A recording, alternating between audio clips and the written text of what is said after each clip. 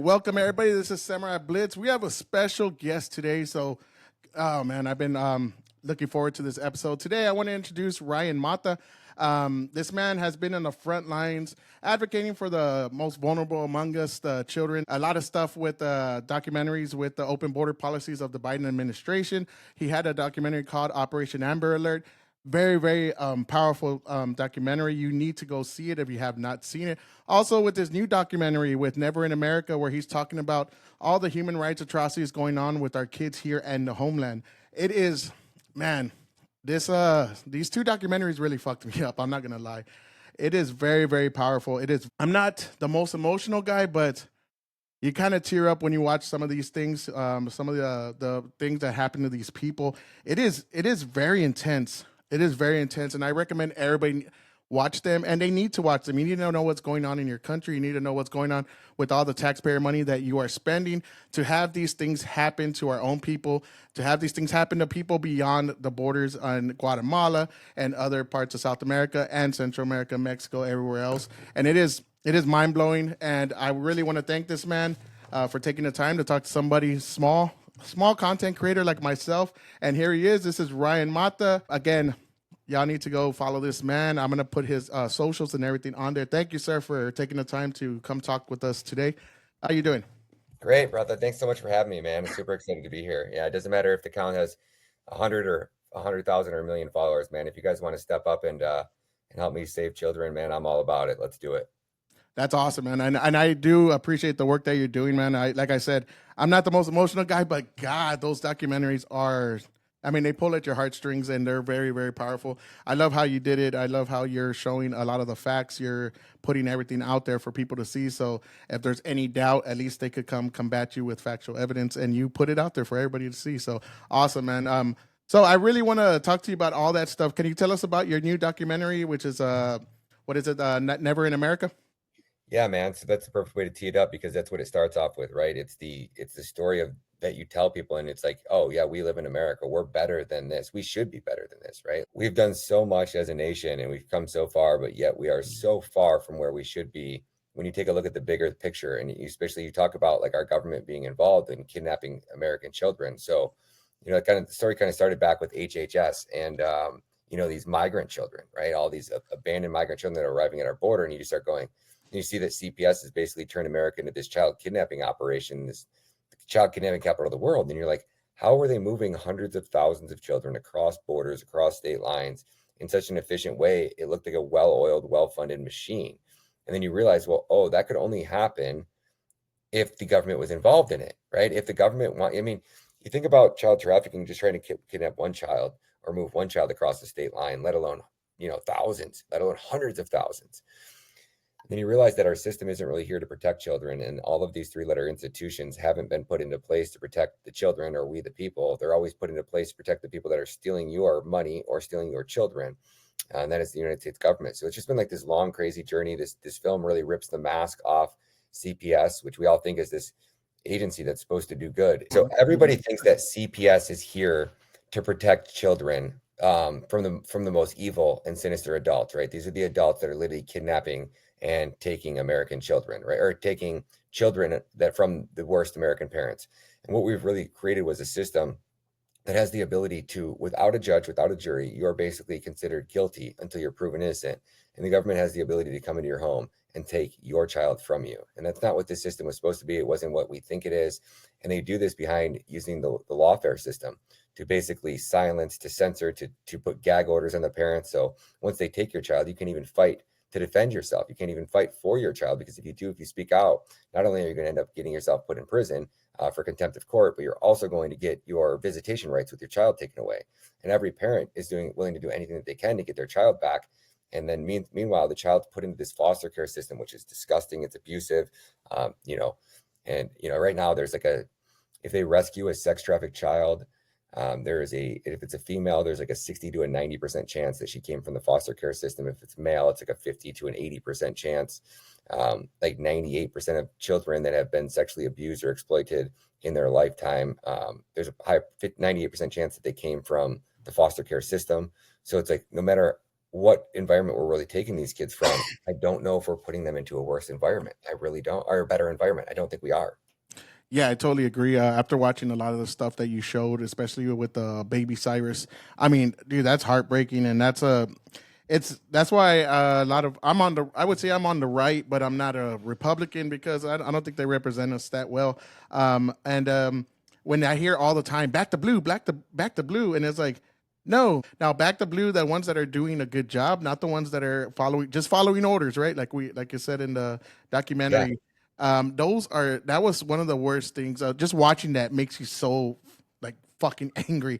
I don't know if you like cousin, I apologize, but it makes you so goddamn angry. You're just like, oh my god, these people are some of the worst people you've ever seen that are taking this child away from that woman. And could you talk about your experience talking to those people that with the Baby Cyrus situation?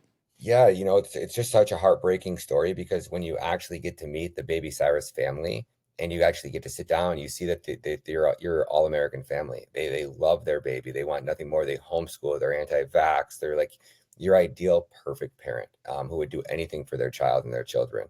And that's what they've done here is they've been amazing parents, and their kid had an illness, and it's cyclic vomiting syndrome. So could only digest its mother's milk. So as they started to introduce whole foods into his system, the baby would just start profusely vomiting because most likely of the I don't know what causes it, right? Doctors still don't really know, but for Mhm. whatever reason, the baby would have these vomiting syndromes, and he would go on for days, 10 times 10, 20, 30 times a day. And you think about yourself, like if you puke once or twice in a day, you're worn out. You feel like crap. Imagine just everything you ate every day, nonstop, just puking.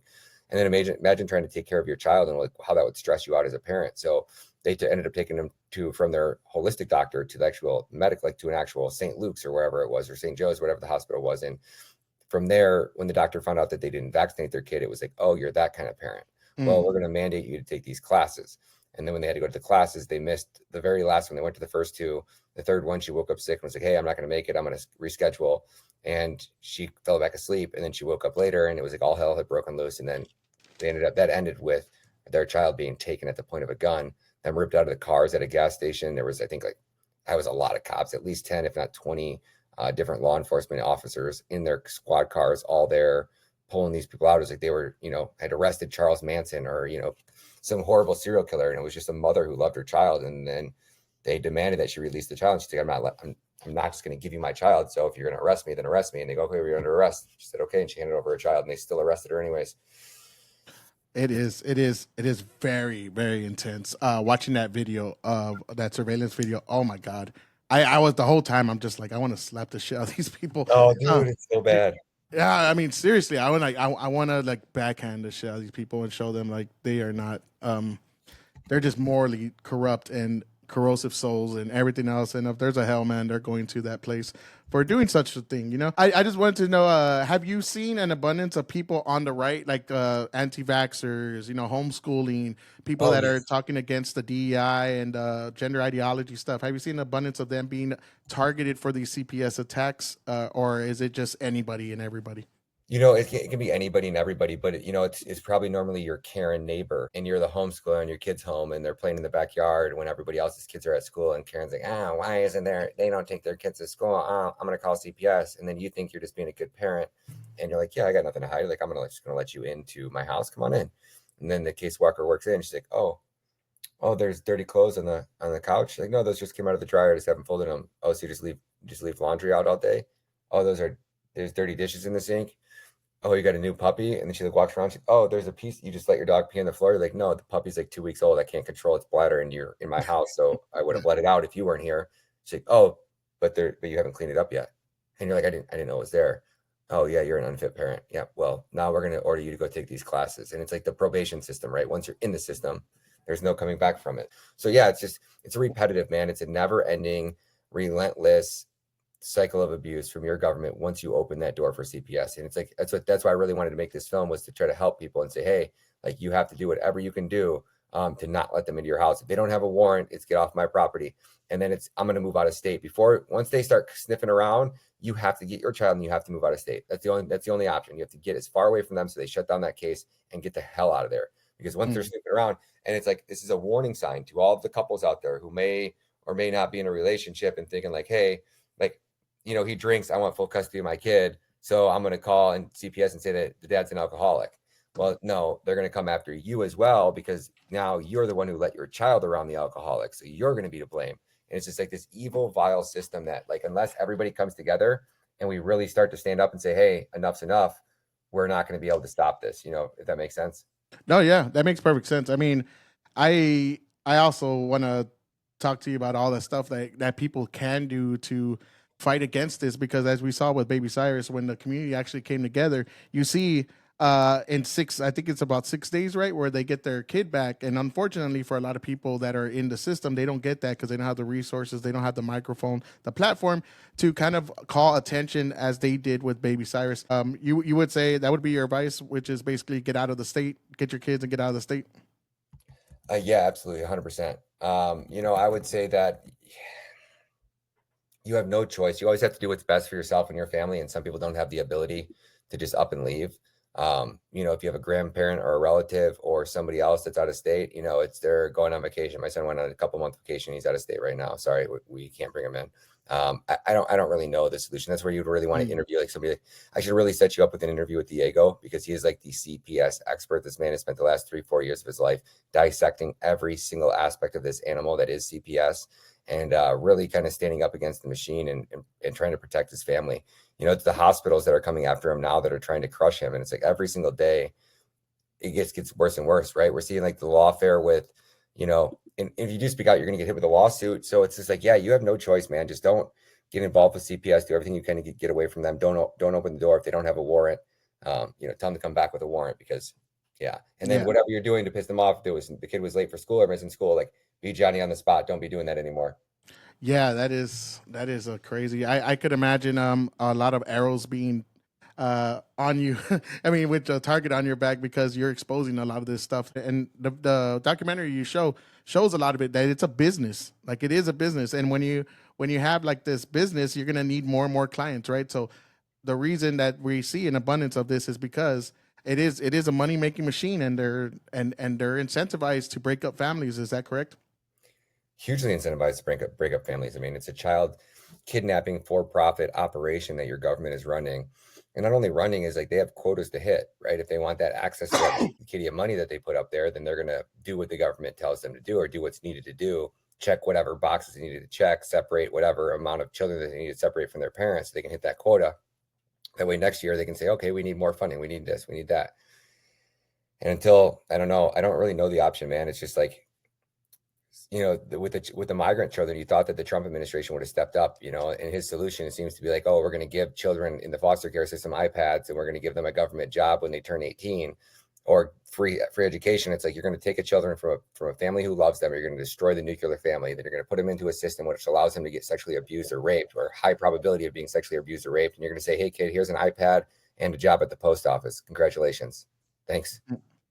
Yeah, and that was what Marxists want to do, right? I mean, that's Mhm. their whole goal, is to destroy the nuclear family and make the state, the government, God, the highest of the hierarchy.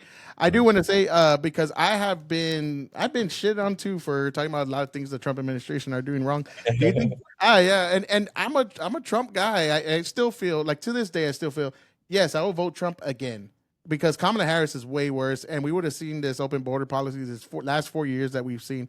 It would have just been amplified even more, and we would see like more and more sex trafficking, more and more of this same policies that have brought nothing but destruction and chaos and misery to a lot of these kids and a lot of people. But I do want to say, do you think are you on the side that Trump's not doing enough, or in this regard, at least, to the child sex trafficking?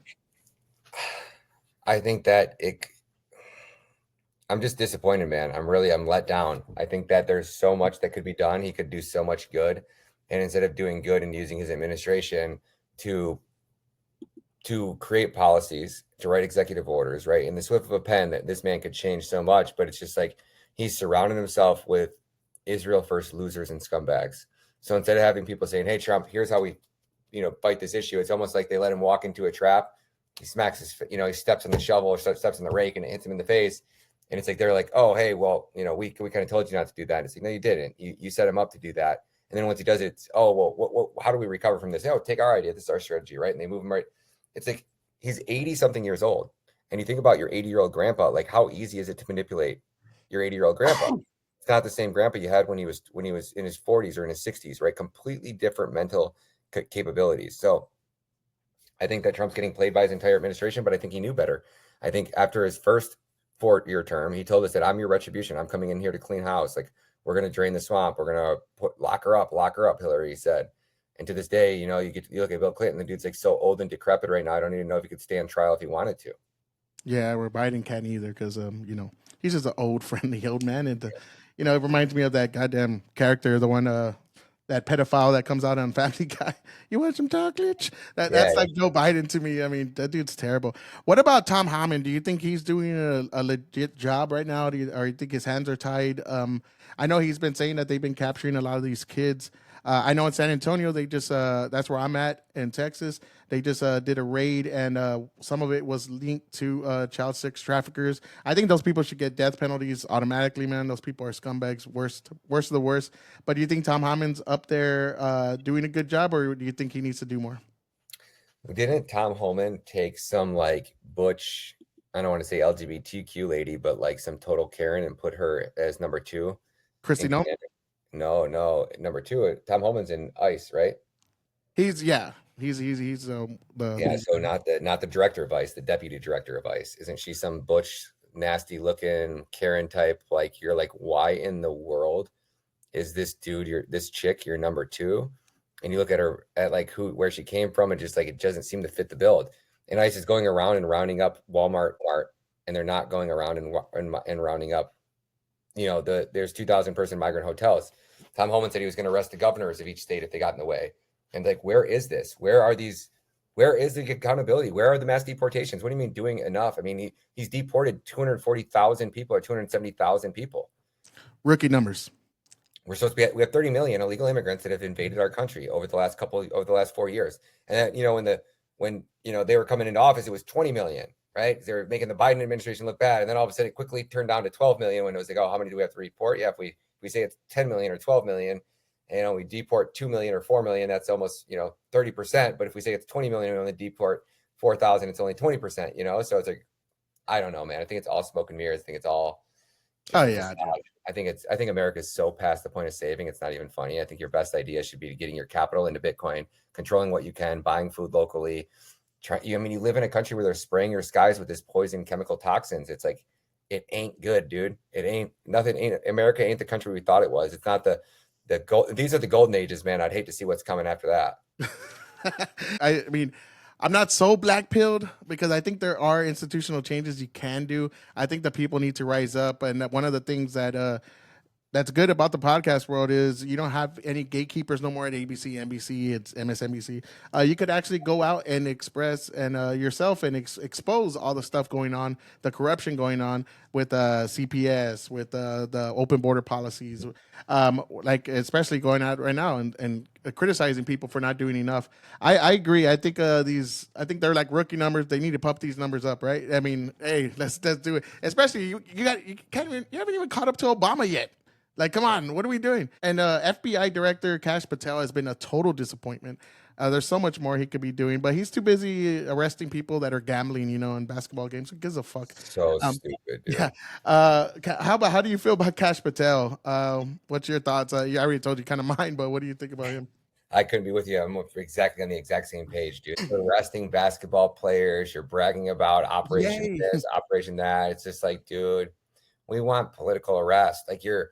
It's like going in. I don't know a good analogy. It's like, I think Dan Bilzerian used it. He's like, dude, yeah, you got snakes in your house, and you're downstairs, and you're fighting to get all these snakes out of your house, and then you have literally somebody up in the upstairs window who's just literally throwing snakes into your house through the upstairs window. It's like, no matter how hard you try, you ain't getting the snakes out of your house when somebody's up there throwing them in. So we have this corrupt government who's just creating all these gosh damn problems, and it's all the corrupt politicians at the top. And if you don't go up and fix the problems that the person who's creating the problems for you, you can try to solve the problem. You can try to arrest the bad guys, but when there's more bad guys being just let right back in by the corrupt politicians, if you don't address the root cause of the issue, you're not going to solve it. It's just a first principle standpoint. It's not too hard. It's not common. That's just kind of my thought, right? It's like the United States is the Titanic. It's hit the iceberg, and all of our politicians have sent armed guards to guard the lifeboats. There's still enough lifeboats for all of us to get on, But if we sit there and we stay in our cabins, eventually the ship's going to start to capsize. And by the time we start running out there, the lifeboats are all going to be gone and the ship's going to be sinking and we're going to have no way to get our family to safety. So if you Yeah, we're take the definitely going right to take steps that into. now, you have to do that. You have to get your family to safety. You have to get your wealth to safety. I don't know, man. I just don't, I thought we gave Trump this executive. We have the House. We have the Senate. Why are we not? What do you mean? We're gonna vote our way out of this when we get more Republicans in it? Like none I of know, this right? makes fucking sense to me, dude. I can't wrap my head around it. So if we're not doing it now, it means we're not going to do it. It's that simple. And if we're not That's what. going to do it, America's on a trajectory straight to the not to the promised land. We headed straight down into the drain. Yeah, man, I agree. Somebody put out there, political power without institutional change means nothing. Totally agree with that statement. I think it's ridiculous that we're just waiting. And then what's going to happen after January? Where right now we're in the holidays. What's going to happen after January? It's going to be midterms, and it's just all campaigning from then on out. So nothing's going to happen. You have Marjorie Taylor Greene getting out. You have other surprise Republicans that they say are going to get out. So you're just losing seats. And now he's going to be a lame duck president, and it's his fault. It's his fault for the infighting. It's his fault for not taking action. Like you said, I thought the same thing. I said second term Trump doesn't have to campaign. He's Dude, gonna fucking like. I mean, God, you're gonna see a whole different person. yeah. And none of it. Like no arrest. Just the other day, James Comey, Letitia James just got let go from their shit. Their stuff's dismissed, and they're like, "What are we doing?" Wait, We Letitia James got dismissed too? I thought it was just Comey. No, Letitia James and Comey both got dismissed with prejudice. So I know without prejudice, that means they could bring those charges back. But as you know, James Comey, it's a statute of limitations. It's already running out because Trump botched it and they didn't do the right thing. They didn't get the right lawyers. They're winning Supreme Court cases, but they're losing. Like they're not. They're losing. Oh, it makes me so mad, dude. That's what I'm saying. It's so ridiculous, and it's just frustrating. Now, I want to go back to some of the stuff. I learned a lot of stuff from your thing. That you were talking about Title 4E, which subsidizes this child sex operation that's going on with CPS. Is that correct? Yes, yes. And I was looking as well where it says 6 times as many children die in foster care than general public. That is insane. And what is it? 83.3% found that to be non-victims of maltreatment, which is, I mean, 83.3. Yeah. And That 480,000 children last year were taken by CPS. So how many? I'm 83 sorry. Say it again. so 480,000 children. So let me just do the exact math on here for your audience. So it's 480,000 times 0.83 gives us a number of 398,400 children should have never been taken from their parents, period. And then if we times that by 0.5, which is 50, or sorry, 0.54, which is 54% of the time, that's 215,136 children that should have never been taken and will never see their parents again. So you destroyed 215,000, the life of 215,000 innocent children, because you're going to put them into a system where, according to human trafficking statistics, roughly 98% of the children will never see their parents again. And I can actually give you some more of these statistics. Let me pull them up here because I have them all written down here. While you're doing that, one of the most disturbing things that I did see was now most of them are getting adopted by gay couples. Is that Yeah, there's a 700% higher probability yes? that, Seven. yeah, so 7 times more likely that a child will be adopted out to a gay couple than if they went through the normal adoption process. So let me just read some of these statistics to you. So this is according to human trafficking search.org.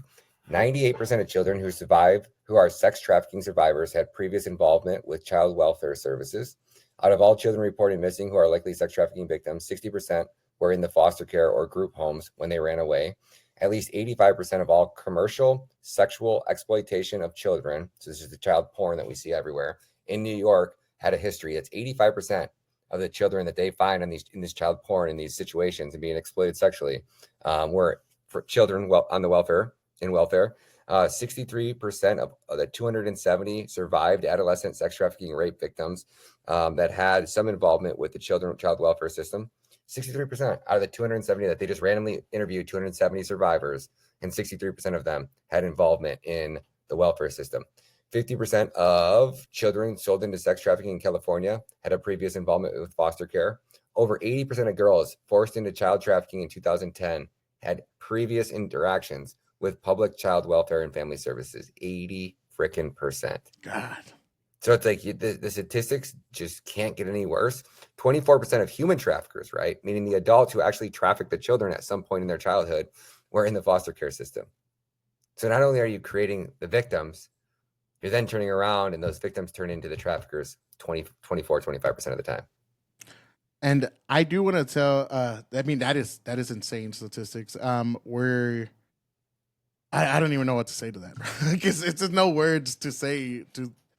So like, what are we, like, how are we saving these children when this is Yeah. almost guaranteed out to him? And then I just read those statistics to you and I tell you that, President Trump's solution is to give these children some iPads and a government job. And it's like, oh, you're going to take 215,000 children a year who should have never been taken from their parents. You're going to destroy their life, their future. Imagine breaking the hearts in the bond and the relationship. And these children think that their parents abandoned them. They think that their children are they're bad parents, but really they're getting put into a foster care system, which is like witness protection. And no matter how hard your parents fight, at some point, once it's been over a year, it's almost impossible for the parent to get their child back again. So it's like, what in the hell is going on?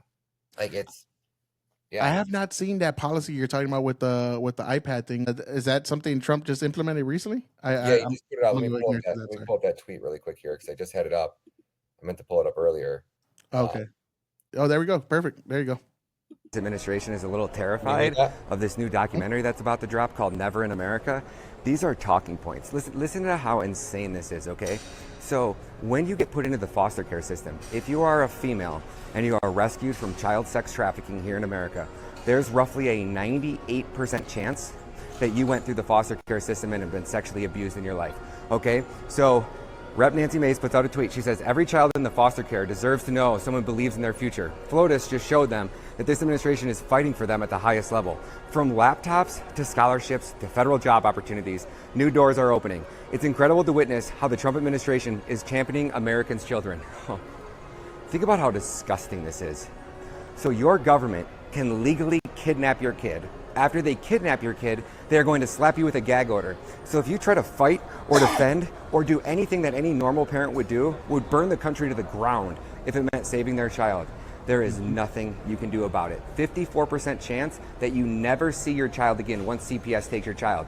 So, oh my gosh, let me tell you how thankful I am for Melania. I am so thankful that when the government legally kidnaps my kid and puts him into a hell that you can't even frickin' imagine, that they're gonna get a laptop. And then after they get raped and sexually abused and end up being sex trafficked for years, oh, how great. They can get a job opportunity in the federal government working for the very system that tore apart their family, destroyed their life, and put them into a situation where they are never going to have a normal relationship with a male or a female again because they've been sexually sodomized and just broken in ways that you can't imagine. So thanks, Rep. Nancy Mace. You guys are going to see this documentary and it's going to blow your mind. I'm not even in the country right now. I'm safely in El Salvador because if I was, they would kill me to prevent it.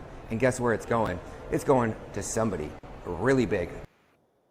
Dude, just put them in the system that ruined their life in the first place. And we all know, especially you kids, I mean, those are the most vital years for them. Those are major years that are going to basically dictate how they're going to be as grown-ups, and we're just putting them in situations that are going to leave them in terrible mindset. Yeah, that is not good. So these are American kids that were taken away from their parents, right? Like this is exactly what you're talking about. Yep, the foster care system here. Yeah, it's disgusting.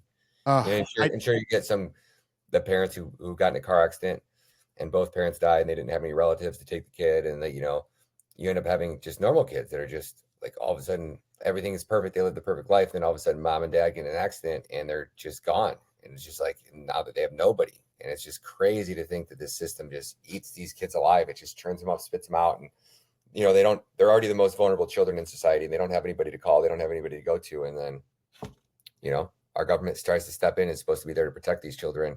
And they end up forcing them into an environment that's almost guaranteeing that they're going to get sexually exploited in their life. Just looking at any of the child trafficking statistics on any of these sites, they're horrific, man. Even if they're only half right, they're horrifying. Yeah, well, it's just like transing your kids. Like the suicide rate is so crazy, and why would parents put their kids through that, knowing that the suicide rate is so high? But you're still gonna put your kid through that? Like it's almost like a guarantee your kid's gonna be mentally screwed up, and you're just like, I'm just gonna let it happen. I saw a video the other day where they did this to like a special needs kid, like removed her breast, and I'm like, well, this is disgusting, bro. And there's definitely a fight between good and evil. I wanted to share a story about when I was younger too, as well. I had some friends that were in the CPS, the foster care system, and one of the things that just brings it home was I remember, and I thought it was cool at the time because I was like 15-ish, 15, 16. And, some of our friends got put in there. We used to party, smoke weed, do other stuff, all kinds of stuff with the foster parents. And we thought it was cool because we're like, oh, now we got adults and we could chill at their house where they could buy us beer and all that kind of stuff. And then one of the girls I knew ended up running away from that foster care because she said the guy was trying to hit on her. She was like 15 at the time, and that's just my personal what it's anecdotal, but that's one of my experiences. And I remember I was like, "What the fuck? He was trying to hit on you?" And then she's like, "Yeah, I took off."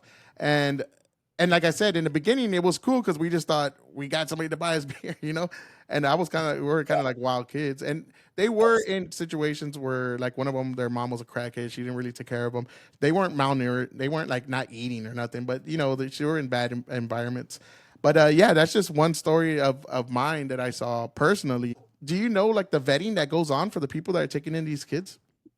Well, you have the foster care parents, and then you also have the parents who are, so you have foster care parents, and then you have the group homes, and then you also have the basically like your social workers, if you will, like the parents who just step in temporarily and are like, hey, yeah, I can take care of the kid for the next 2 months or whatever till the system figures out. I don't want to have them full time. But then you also have the parents that are willing to adopt these children out full time because I don't know if it's the benefits or the kickbacks or how much they get paid from the state for doing it. Free food stamps, free healthcare, free medical, free dental, free, Everything. probably a check every month that you're going to get too. So it's just like, yeah, it's pretty wild, man. Yeah. So yeah, they're not, the vetting's probably not up to par or what it And, should. like I've heard different states, every state's different, right? Because each state has their own organization. I've heard some states allow, like if you haven't been a sex offender and you haven't been sexually charged with a crime, within 5 years, then technically there's no law that prevents you from adopting a child or becoming a foster care parent. Within 5 years. Yeah, something like that. Something insane. God. That is not like if you have any kind of sexual exploitation towards any kids, you should not be able to adopt or an anyone. adult period, any type of or adult. Yeah, I agree with you on that.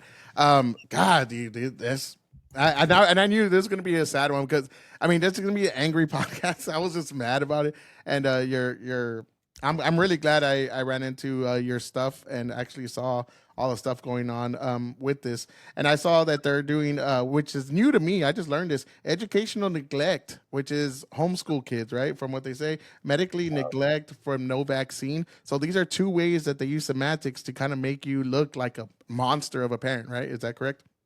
Yep, 100%. That is crazy. It's just for homeschooling. Yep, for homeschooling, for anti-vaxxing, for basically being your all-American Christian, family, and different, and then if you're an Indian, if you have any Indian DNA, it's like they're really incentivized because there's something that has to do with Indians and the amount of money that the state gets or the government gets, and it's just this giant money laundering grift, and it's like nothing, Reagan says it in my documentary, like nothing's more immortal than basically a government agency. There's nothing closer to eternal life than a government agency because they never get smaller, they never get addressed. It's like how many times has our CIA been involved in crimes and our CIA has been busted for crimes. And when's the last time you heard of somebody from the CIA getting arrested or charged with a crime? It's like never. No, they just get become bigger. an agent inside the CIA. You have free reign as long as you're not a treasonous traitor, right? As long as you don't literally sell intel to a foreign government that's not our ally or whatever. It's like Israel; they could probably get away with it, but I was gonna say, actually, I don't know if you remember when Trump first got elected, there were some of the intelligence agencies were saying, well, he wouldn't want to do anything to us because we could sell secrets. Yeah. I don't know if you remember that. And it was like, I do remember that. And they're like, this is what we're doing now? We're like fucking blackmailing the president. Hey, come after me and we're gonna go ahead and sell all our secrets to our enemies. Yep. Wow. What kind of country have we become? This is This is insane. And I remember when I heard that, everybody kind of bypassed it. Not everybody, but a lot of people in the mainstream, they're just like, "Oh yeah, this is messed up." Like, what do you mean this messed up? This is treasonous. Like, what are we doing as a country? This is insanity. But I do want to say, for a lot of people that don't know, I learned this from your documentary as well. 1974, the CAPTA states had to fund it. So the whole saving the children started with 1974, if I'm correct, and it was like the state had to fund it, so they were doing only extreme cases, which is good. And then after 1997, with Hillary Clinton, Bill Clinton, they did the ASFA, which created funding, took money from Social Security, which pays for the states to take kids away from their families. And once you incentivize something, of course, you're going to get more of it. Do I have a correct analysis of what that is? Yes, you couldn't have said it any better, man. It's exactly what's going on. Until every American wakes up and really starts to pull their head out of their butt. The main thing I want to get a point is, like, you don't have to let CPS into your home, right? If they don't have a warrant, you have no responsibility. You can demand that they go back and they get a warrant. If they don't have a warrant, they're not coming into your house. And it's just that simple, right? You never allow these people in your house, because once you open that door, you're literally opening the gates of hell. And I can't stress it enough, too, with the families out there, right? If you're breaking up with your significant other, like, and you think you're going to call CPS and they're going to come after you or after your husband because he's a drinker or whatever the case may be, if you allow them into your home, that is the problem, right? If you allow them into your house, they can make up anything, any loophole, your towels are on the couch, your kids drew on the crayons with marker on the wall, whatever, the dog peed on the carpet, there's dirty dishes in the sink, there's dirty laundry in the laundry in the hampers, like anything that they can come up with, they can call that neglect. And then once you have neglect, then they can take your child. I don't know how these people sleep at night, man. I don't either, man. I couldn't do it, man. They're such sick, vile humans, and it's just like, you have to be the worst of the worst, and you have to assume that these organizations, that people, like, maybe you're a good person, you're like, you know what, I want to get involved in it because I want to fix it. I want to be that shining light for these children. And you get in the system and you realize no matter what you do, you can't fix anything, and the system is just going to remain broken and corrupt. So Yeah, the system is unbeatable right now. I do want to ask one question, because I did have this question. This is for myself. In that point where with baby Cyrus, where she could have kept the baby and they wouldn't have been able to take the baby, or was that not a choice for her? Because it said, like, once the baby was given and she was separated from the mother, that's when the incentives start happening, and that's when they're going to keep the baby. Do you know the answer to that? Like, was she able to keep the baby and they couldn't nope. arrest? Nope. She could hand over the baby and she wouldn't have got arrested, or she could have not handed over the baby. They said that she's under arrest, which forced her to hand over the baby, and then they arrested her anyways, right? So like, she did hand over the baby, but they still arrested her. So it's so bad, dude. It's like, the system they're not here to help you. I mean, there was no reason that they needed to take that child. That child was not in any danger. The mother loved her child. Like, the system is designed to take your children. And unless enough people see that, we say something, which, the documentary is now almost at 500,000 views, but I thought we were going to be closer to probably like somewhere out of 1 million. But yeah, so we'll see. Man, we're going to promote it on here. Make sure everybody watches it, and hopefully we'll do more. I'm definitely gonna also donate $100, and I'm gonna start doing more because you, bro. Thank you so much, man. I think what you're doing is righteous. I think what you're doing is right. I know you're busy, so I just have a couple more. Is that okay? Yeah, bro. Yeah, take your time. We got about 10 more minutes or 5 more minutes. So go ahead. Okay, so yeah, I did want to speak on that right there. I have seen also where judges and stuff are kind of pushing people in divorce rates to kind of stay separated, because the state gets money from that. So we see that it's an institutional problem to break up these families. Like, they're getting incentivized to break up these families, and people need to know, like, man, no matter how bad it is, maybe you can work it out without the court system, because once you get them involved, you're going to be in a life of hell. So I do like the message that you're saying, like, don't get people involved unless it's something that's really, really extreme. Then yes, of course, you need to get that child out of that environment where that child could potentially be killed, hurt, or just, I mean, we know how a lot of these things end up. Now, I did want you to talk about the Save the Children NGO out there in Guatemala, or just talk about the Guatemala situation. Can you kind of elaborate on that for the audience? Yeah, so out of that 452,121 migrant children that arrived at our border without parents, that was during the Biden administration from January 20th of 2021 till October 20th of 2024. 452,000 children arrived at our border without parents. Our government took physical possession of all those children. they created a system which allowed them to distribute them to men who could just invaded our country and would apply to be a sponsor for these children. Okay, so as they delivered them, 350,000 of them just vanished. They tried to do a 30-day wellness check. They called up the man, was like, hey, is Ryan, is Johnny there? Is he okay? And you're like, yep, Johnny's here, he's good. And then, then you go, somebody calls up and they say, hey, Samurai, is Julie there? And you go, Julie, who's Julie? They go, you picked up a girl named Julie from the airport on, November 20th of 2022. And you go, oh, that girl? You go, yeah, a man put a Facebook ad up on Facebook and he paid me $500. And he said, hey, I need to take his ID and I need to go to the airport and pick up his daughter. His daughter's coming in from out of town. And then I'm supposed to bring her to meet him at this McDonald's because he had a job interview and he wasn't able to make it. Last time I seen her, I dropped her off for some random man at a McDonald's and never seen the kid again. And you're like, whoa, you start hearing these stories. So out of those, so I put out that documentary on that, exposing all that. And the attorney general from Guatemala called me and she's like, hey, Ryan, could you come down? Actually, it was her minister of internal affairs called me. Like, the attorney general wants to have a meeting with you. Can you come to Guatemala? Blah, blah, blah, blah. We saw your work in the documentaries. We want to talk about the amount of children that have been trafficked out of Guatemala. We just raided 5 of these NGOs down here for trafficking children.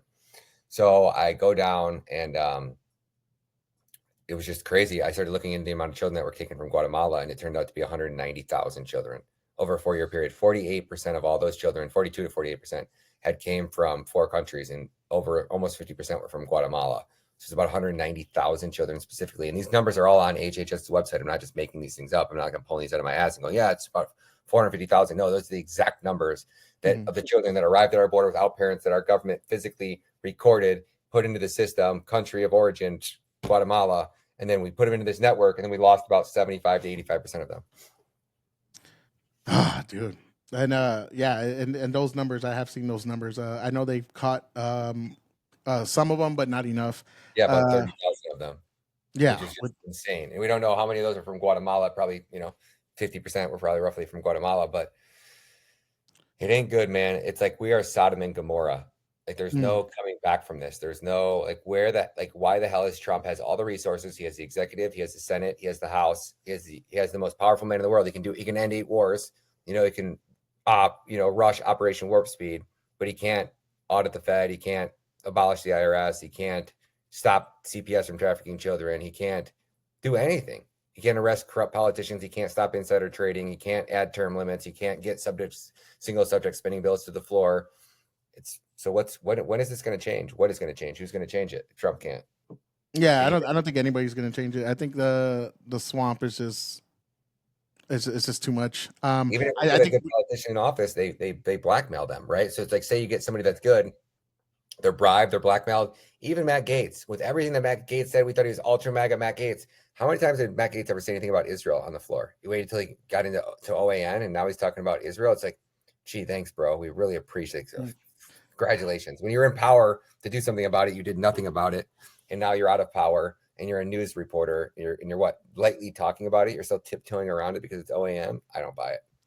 Yeah, I don't like you have people like Thomas Massey and like you have Rand Paul, and they're speaking out on all these things. Rand Paul keeps talking about the debt and all this stuff as well as Thomas Massey, which has the clicker on his little thing that shows the debt just constantly going up and up and up. Yep. And then they make them, they're not MAGA, they're not the good ones, but hey, Lindsey Graham, the Warhawk neocon, fuck yeah, that's real MAGA right there. What? The Never Trumpers have taken over MAGA.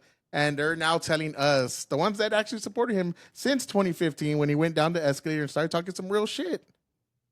Yeah, then we're the outcast. We're the assholes, I was out at these rallies, dude, and like with 2 hoodies, a snowboard jacket on, leggings, my snow pants, fleece pants on, 4 pairs of socks, snowboard boots, foot warmers and gloves, hand warmers in my son's gloves, like, so my son could see Trump. I remember filming, like watching this plane fly over and being like so like proud. Like, this is a great father-son moment. We're at a Trump rally. We're almost front row. We waited in the line to be very up close. And it was so close. We ended up leaving as Trump's plane was flying in because it was freaking freezing out. And long story short, man, I went from that, having Trump's autographed pictures on the wall behind me, autographed shoes from the assassination with a firefighter's name, with Trump's autograph and the firefighter, the American flag on the boots. I was the most pro ultra mega person that you would meet in my family, period. There was nobody that liked Trump more than me. I even said in my live streams I would take a bullet for Trump. And now looking back, like, thank gosh I did it, man. That would have been it. No, I'm the same way. I had a friend the other day tell me like, dude, you're the Trump guy. And I was like, yeah, I was. And I still believe in MAGA. I still believe America first, but I know now you have, and I know that the controversial figures, you know, you have the Nick Fuenteses and, like everybody out there, the Tucker Carlsons, the Kenneth Owens, and everybody's infighting now. But it's also like, yeah, I understand why Nick Fuentes is viewed in some ways because I've heard a lot of his stuff, and I'm like, okay, I get why he's kind of, you know, he's it's a sensitive subject. But also like Tucker Carlson and everybody else, and the only argument is, oh, he's bought by Qatar, and it's like, okay, well, he's getting some money from Qatar. I don't think you should get money from any outside forces. I agree with that, and I didn't like what he said about Sharia law being like okay and it's good, but still he's saying some real shit. Tucker's saying some real stuff, and but you look at Sharia law, it's like, okay, you rape a woman or a child, you get stoned to death in public. It's God's law. This is what God says in our scripture. You commit this crime, this is the punishment that fits that crime. But it's women actually get stoned to death too.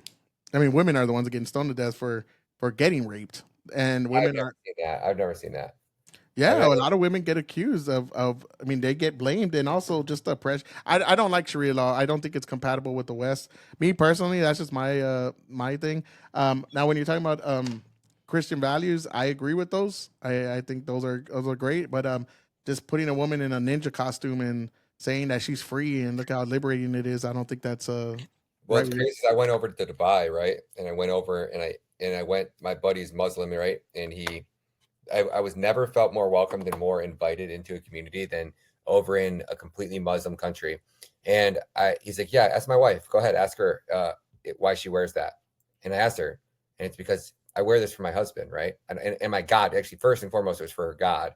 And then because this is what God wants me to wear. I respect my God, and out of respect for my God, I wear this. She's like, my husband, he works, he takes care of us, he provides for the family. We have everything we want. We have 6 kids. We have a beautiful house, you know, driving around $100,000 cars. So if my husband doesn't want me to wear perfume, I don't wear perfume. Because why would I, if my husband doesn't want me to smell good or doesn't want me to smell like that, I'm only here to serve my husband. Like he's the one he's my rock star. He's my rock. He's my world. I don't want other guys smelling me and my husband having to be worried about that when he should be just focused on being the best husband that he can be and being the best father that he can be. And it's just like, you see these values that, you know, it's like the prearranged marriages where the father picks the bride for his wife or for his daughter, picks the husband for his daughter. And then same with him. He's like, yeah, I was 21. I was over here in America going to college. And my father called me up. He's like, you're coming home, son. He's like, what? For what? He's like, you're getting married. He's like, okay, pops. Jumped on a plane. And I was like, thinking like, how much easier would life be if I didn't have to, like, if I wasn't trying to go out and worry about meeting a girl, right? Because I knew that my family was just going to find the right one for me. I don't know. I think I get along with a lot of their values way better than I get along with the Judea values, right? The Judea Christian, my ass. There's nothing, you know. Well, I mean, I'm talking just Christian values, not yeah. Judea. At least Muslims think that Jesus Christ is a prophet, and they defend and respect they got more pissed off. The Muslims got more pissed off than the Christians when they did that Olympic ceremony and they basically defiled Christ live on national TV for the world to see. It was the Muslims who got more outraged than Christians. It's like, we don't even defend our own religion. We're not even willing to stand up and fight for women and children. So it's like, what do we have left here in America to fight for? If you're not going to defend women and children, at the end of the day, you are a man. Your sole purpose in this earth is to defend women and children. If you're not going to protect women and children, well then, you know, you are the problem, my friend. I will push back just because, like, I'm not talking about Judeo-Christian. I'm just talking about Christian values and what America. Just for the fact that they believe in apostasy because they will kill you for mocking their God. I don't think it's good to mock any of the gods, and I'm not saying that. But I don't agree with a lot of the stuff that they do, and I think taking care of your family is a big deal, and you should. The man should take care of the family. We've especially in the West, it's a bunch of liberal nonsense and what is it? The feminist bullshit that's made women the way they are today. Who started the feminist movement? I mean, but you could say that. Yeah, I know there's some Jewish people, a lot of Jewish alliances. Everything. They're behind COVID. They're behind the LGBTQ agenda. They're the only religion that believes that there's 8 genders. They were behind the feminist movement. They're behind all of the evil. They're behind the COVID-19 vaccine. They created the vaccine. They're the ones that control the media, that propagandized us, that incentivize you to inject your child with this chemical cocktail that they knew was a bioweapon that they created. I mean, it's like all that. Yeah, I agree with. They're the ones who went over and destabilized all the Muslim countries. I mean, look what Gaddafi was doing. Gaddafi was a fucking legend, man. He was delivering clean drinking water to every village in the entire continent of Africa. He was delivering 18-cent gas, and then we allegedly, our CIA planted a bomb on a plane and blew up a plane, and then we blamed it on Gaddafi, and we went over there and blew up everything that the man had done and created. It was just insane, dude. It's like, we are the world's terrorist organization. That's not up for debate. We have overthrown over 100 governments all over the world. And has it benefited? Like, are we not paying taxes? Are we eating off gold? Do we have free healthcare? Do we have free education? Has the United States been the world's terrorist organization, destabilized all of these nations? How have we, the American people, benefited from it? I know how the executives in Washington, D.C. have benefited. I know how the military industrial complex has. I know how Israel has. But I sure as hell don't know how we have, the American people. I mean, AIPAC owns our Congress. They opened our borders wide open. They opened the floodgates of hell. They control DHS. We just found out that, like 2 days ago, that Israel is operating DHS's social media pages. And, I saw that. and they were the ones who opened our borders. And then DHS for the last 4 years gaslit us about how our borders are safe and secure. And we're just anarchists and we're domestic terrorists for fighting back against it. It's like, that was all Israel. They controlled all of our politicians. Our politicians could have defunded every executive order that Biden put into place and prevented the whole thing from happening. So now we're in this position, and Trump's administration is controlled by Israel. So it's like, matter where we look, we're fucked. I don't like. I'm not gonna say I think Gaddafi did a lot of other things too, but I don't like the destabilization of other places. I don't think we should have killed Gaddafi. I don't think we should have killed Saddam Hussein. I thought that was a terrible situation. But I mean, the way that they reach these places, just like Stalin, is like they're gonna have total control over their civilian lives, and everybody wants to skip past that. Like, oh, they're like, oh, that's fine because the ends justify. I mean, the means justify the end, right? Which I don't think so, because I don't think we need to be a totalitarian, authoritarian kind of government to reach these places. But we do need education, not education in schools, but educate people that men and women are different, right? That go back to the core stuff that made us a good country, all the stuff that we believed in, and I don't think a lot of Sharia law is compatible, like I said, and I'll stick by that because I don't think it is. But I don't think we'll agree on those terms just because we have different beliefs in those things. I'm not a Christian at all. I'm not even a Christian. I'm not religious, but I do believe a lot of the Christian values is what made this country great. Sure. And I think a lot of I know people want to say we never really had trouble with the Muslims until Israel came about, and it's like, no, did you skip over the barbarian pirates? Like, did you skip over? They've been their whole religious aspect is to conquer and take over, and when you have a religious leader that was a pedophile, we're talking about kids, right? I mean, he married a 6-year-old, had sex with her when she was 9. I don't think that's a good thing, and I don't think that's every rabbi. I agree with that too. Orally rapes a child 8 days after he's born. After they circumcise him, the rabbi, by Jewish law, has to remove the foreskin from the baby's bloody penis with his tongue. Oh no, I'm not agreeing with the way Israel does their shit either. By the way, I'm not an Israel. They orally rape every child 8 days after he's born. It's insane. Well, I'm not here advocating for Jews or anything. I'm not a big fan of Israel. I'm not a big fan of what they do. I'm not a big fan of the spying that they do on us. I'm not a big fan of them saying that they're our best ally when they're obviously not. And a lot of their people that actually spy on us, they get out of prison and then they get welcomed with open arms in their country. I'm not a fan of any of that. I just not a fan as well. I think the binary thinking of, oh, Israel's wrong and the Muslims are right. I think they're both kind of not compatible with our values, and I just don't agree with both of them, because that's the way I see it. But one last thing one of the last things I wanted to ask you is what made you, going back to that, what made you like get into this path that you're on with exposing all this? What was that turning point where you said, oh my God, I need to dedicate my life to speaking for the most vulnerable among us, the children, and all the things that are going wrong with them?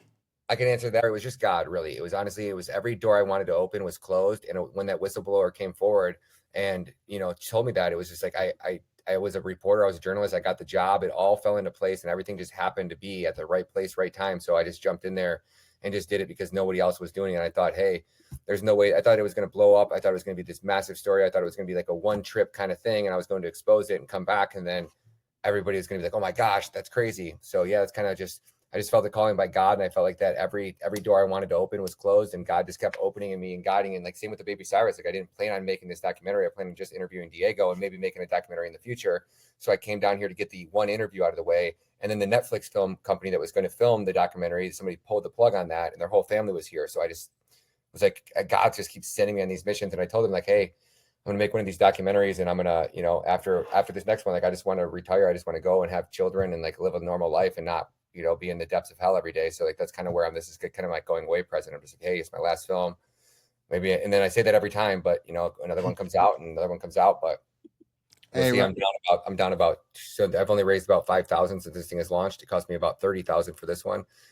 So I'm probably down about 25,000 on this film. So we'll see if we get some donations come in. A lot of times it comes in over like the next week or 2 weeks or months, and somebody makes a big donation and it helps out. But you know, that's the only way I stay in the game. So we'll see if God wants me to make one. Normally I make all my money back, and then I can say, hey, okay, we have the funding for another one. But if we don't make any money back, there's no funding. So it's not possible. So. Well, I hope you get that funding. I apologize for making you taking too long. You're good, bro. I appreciate it, man. Hey, Ryan Mata. This is Ryan Mata. Go ahead and follow him here on X. It is at Ryan Mata Media. Please go give him some help so he could keep funding these films and doing the good work that he's doing, exposing all the evil in this world. Thank you, Mr. Mata. I appreciate you taking the time, brother.